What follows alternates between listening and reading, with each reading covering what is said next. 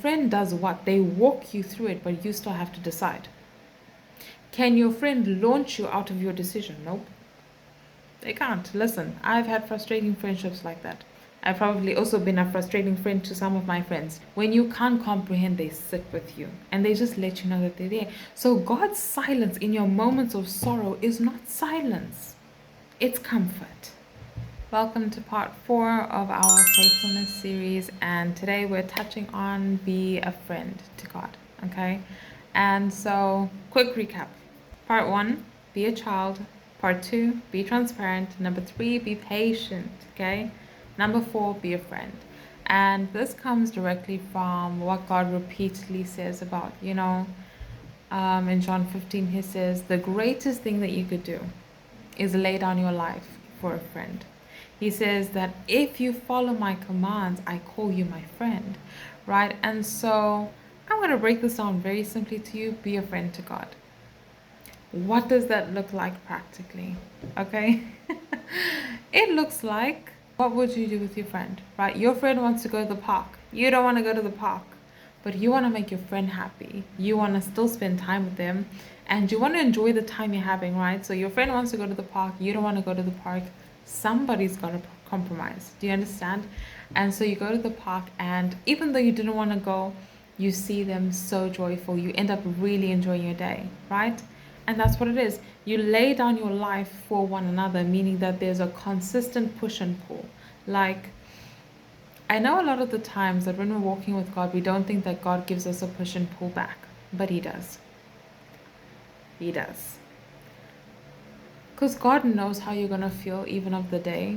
And I say this from experience that there are some things that I know has to be a compromise on my part. Am I feeling like doing it? Am I under the weight of everything? Absolutely, right? And I don't want to do it, but God says, Jana, I really need you to come and do this with me. And I'll say, okay, God. And there are other things that I will go and I'll say to God because I'm feeling exhausted. And this is even something that I just had today. And I said, God, do I need to go? And God said, you don't need to go. And I said, but you want me to go. And He says, it's okay. We don't have to go, right? And so that's a compromise. But the other compromise is God wanted to spend time with me somewhere else, and maybe He had something there. Do you know what I mean? I trust God in any case. But He allowed me to say, okay, I'm going to come and rest with you today, and we're going to spend time together still, right? But the compromise is we're going to do something that is a bit more comfortable for me rather than comfort for God, right? Is it always like that? No. Okay, there are things that I do that God really wants to do and I'm not in the mood to do. So what are we doing? We're laying down our life for one another. I promise you, God does it for you. And you should do it for God. And let me tell you why it's so easy. Because when you're in love with God, okay, when you deeply love God, when you deeply love your friend, it doesn't matter what they do, what they say, how many times they ask you something. You might get annoyed, but you're still there like, I love this person that's annoying me a little bit, right? I love this person that keeps on telling me the same thing over and over again, right? And that's just what it is. Like, we extend so much grace, we extend so much love to people as if God is not the absolute model of what we're supposed to be doing, right? So I came here basically just to tell you to be a friend to God. And I'm going to tell you this, it's going to be very weird for you. It's going to be very weird for you to start treating God like a friend, okay?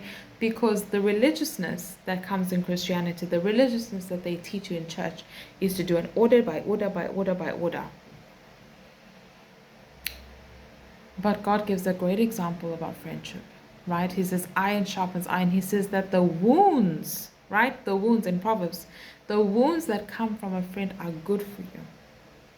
They're actually a reward for you. Iron that sharpens iron is rough. Okay, it's painful sometimes, right? Like your friend correcting you out of something that you're very comfortable with, them telling you, the relationship is really trash for you and you're devaluing yourself, because that's how we'll talk as friends. Do you understand? Like, you're better than that. Come on. Like, you know better. And I know that it feels like that man is like everything for you right now, but he's really bad for you. And it's not going to end well. And I'm tired of hearing about it, to be completely honest, because a person does not have as much grace as God does. Okay? And so the same thing, you're going to God. God knows the person's not right for you, or whatever the case is, right? And you go with the same heartbreak and the same heartbreak, and God is also listening over and over again, getting tired of listening because he already knows, and you've told him 1,000 times, and he knows that this is devaluing you. Do you understand? And so your friend does what? They walk you through it, but you still have to decide. Can your friend launch you out of your decision? Nope. They can't. Listen, I've had frustrating friendships like that. I've probably also been a frustrating friend to some of my friends. Do you understand? Trying to put me on the right path, and I'm like, no. But you'll complain about the path that you're in. Do you understand? Like, that's just what it is. So I'm going to challenge you. Now that you are being a child, now that you're being transparent, now that you're being patient with God, the next one is be a friend.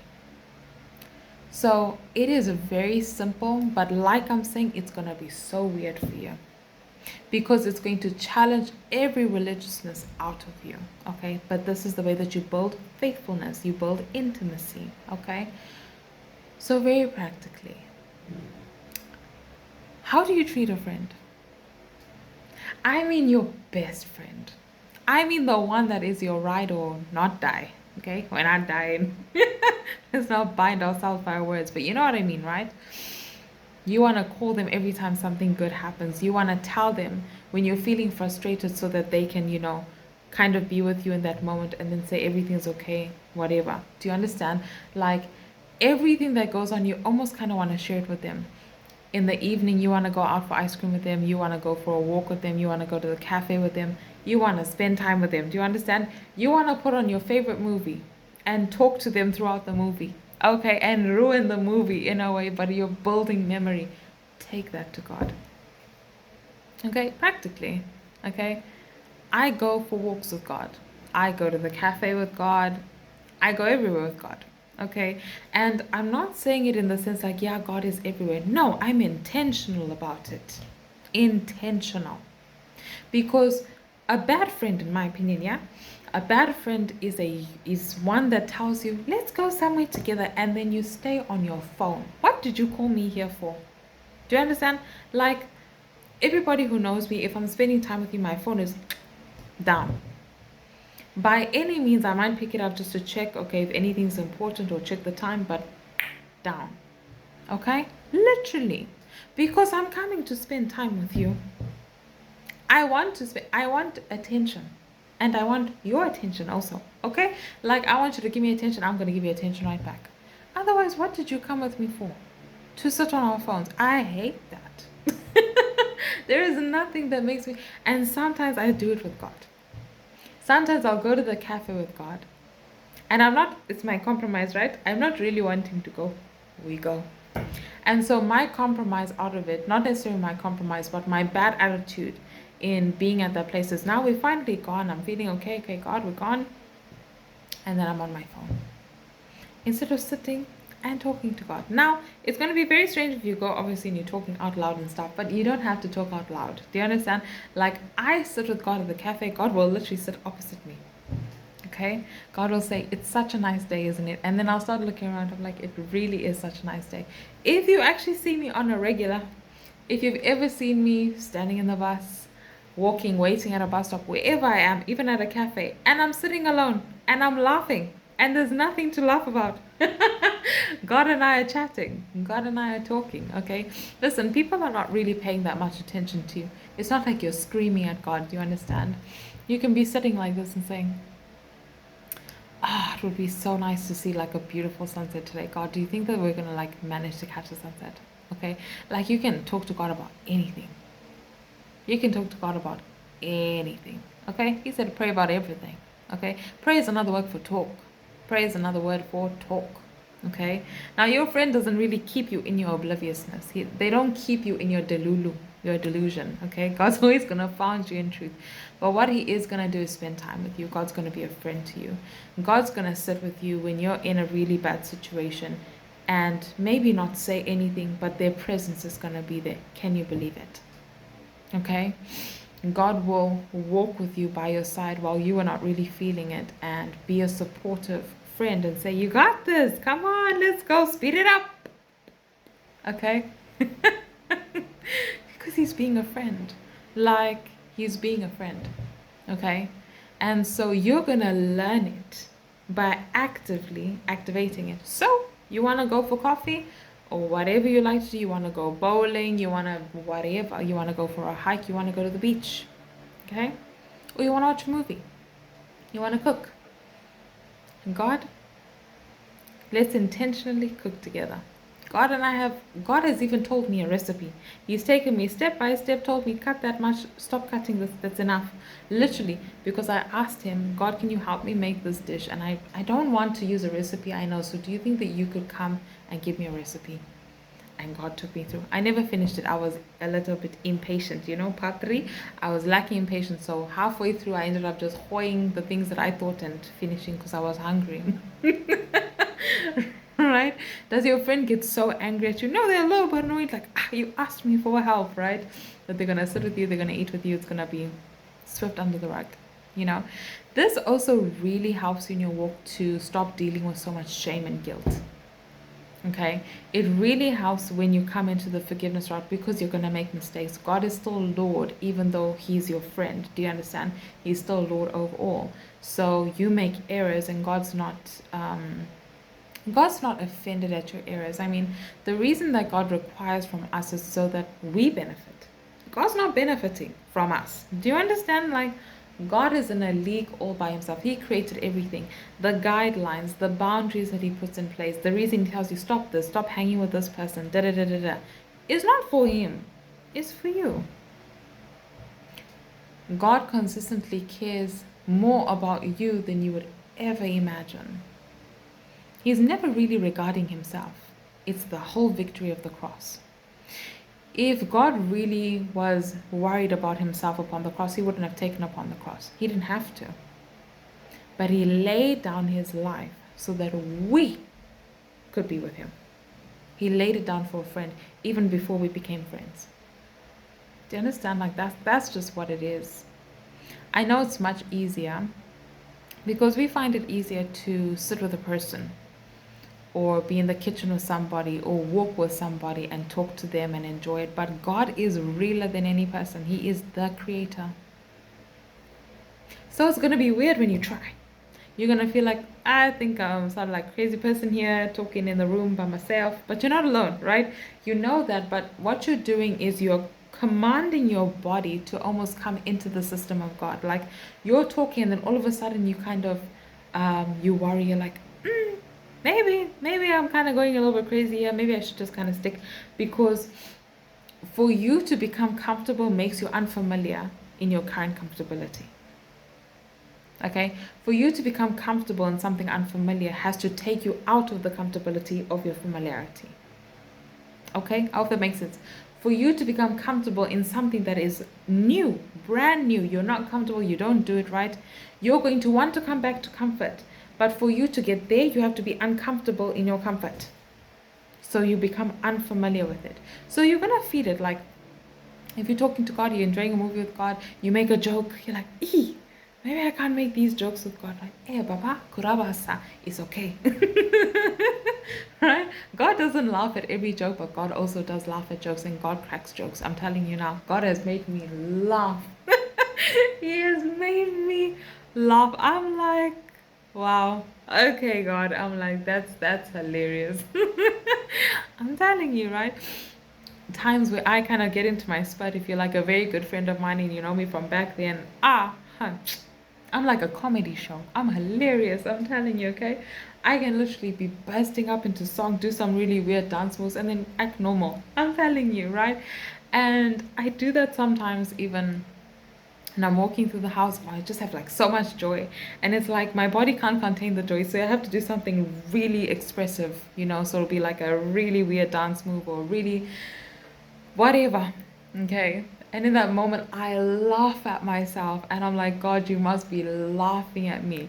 And God's laughing with so much adoration, like so much joy, because I have joy, right? God's a friend that when you're feeling sorrowful, he sits with you. He hates when you cry. He will wipe your tears and tell you it's okay. And you're not feeling okay. It's like, it doesn't feel, it doesn't feel. I'm telling you, it doesn't feel like it's okay. Okay. And God just waits and He just lets you know, I'm here. And that's the only thing that He says. Because even your actual friends, what are they going to do? How are they going to pull you through when what you're feeling is very real at the moment, and they know that your capacity at the moment, they can't necessarily bring you out of it, so they sit with you. God does the same thing. Listen, my assignment on earth is to bring God His beloveds. That's what God told me. Okay? Because God and I have so much fun, and we spend so much time together that God is more real to me than a person standing before me. More real. More. He's more available. He's more considerate. He is more patient. I thank God for His patience with me. I honestly sometimes sit and say, God, thank you for being so patient with me, because where I've been these past couple of days, I feel like you should not have been as patient, but you're so patient with me, right? Sometimes I feel like I should be so far in a certain thing that we're supposed to be doing. And God is patient for the step by step by step, the pit stops and the step by step, like so patient. And that's a true friend. They will walk with you. When you fall down, they're there to help you. When you can't comprehend, they sit with you and they just let you know that they're there. So God's silence in your moments of sorrow is not silence. It's comfort.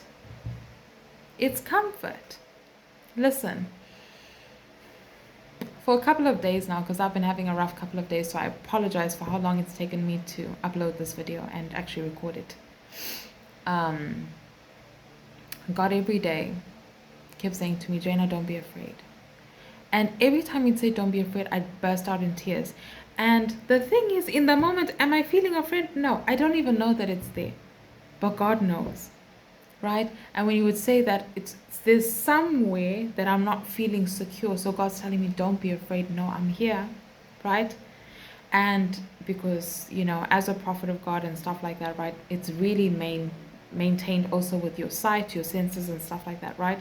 So when the enemy wants to kind of like throw at me, he will overload my senses in a way, right? So there will be so much activity, and it's not just activity, it's very strategic.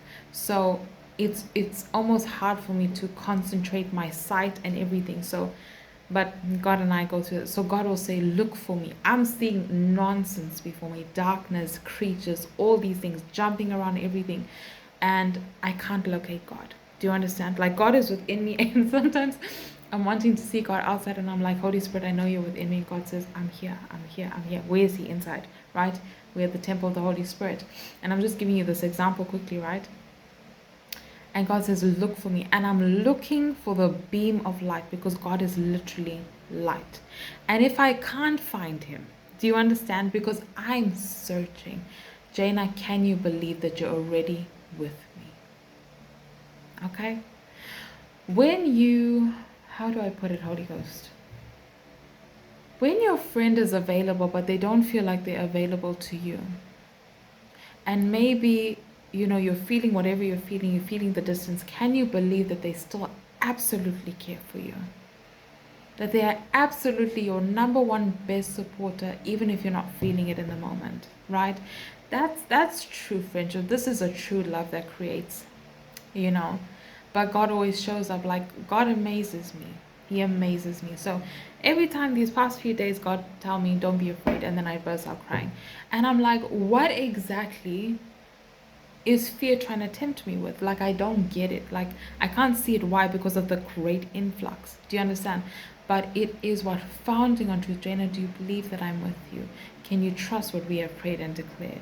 Remain there. That's it. That's the only instruction I got. Don't come and war. Don't say this. Don't da da da da da da.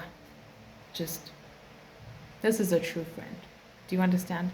Do the things your friends tell you always make sense? No, but they work. Okay, they always have your best interest at heart. Always. So, part 4, be a friend. Start taking God out on dates. You want to go for a date? Go on a date with God. You want to go for a walk? Go on a walk with God. You want to tell your best friend great news? Tell God first. If you start doing that, it will be so easy for you. I flow with God because I do this consistently. Okay, so that is all I have for you for part 4. I'm always kind of thinking I can do these things in 10 minutes, but you know what? You will draw from everything I say. I will see you in part 5.